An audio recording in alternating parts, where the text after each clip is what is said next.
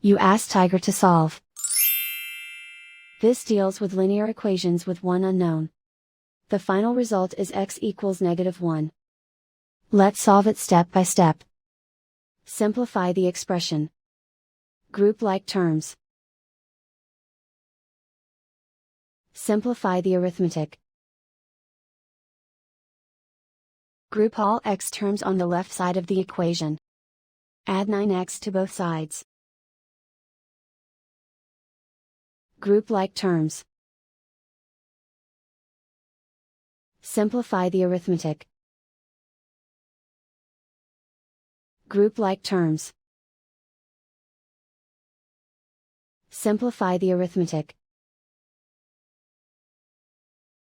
Group all constants on the right side of the equation. Subtract 8 from both sides.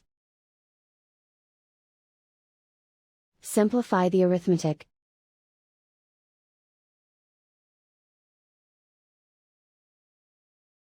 Isolate the x. Divide both sides by 30. Simplify the fraction.